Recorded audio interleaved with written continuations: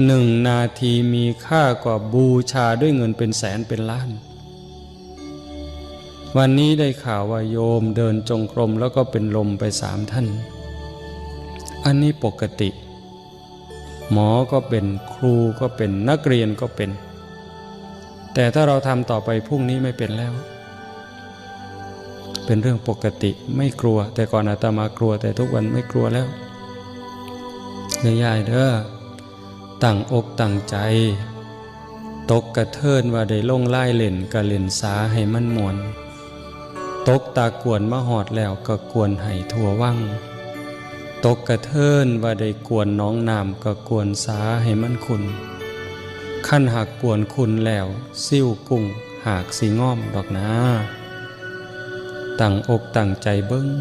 คักๆเวลากินข้าวก็เบิ้ง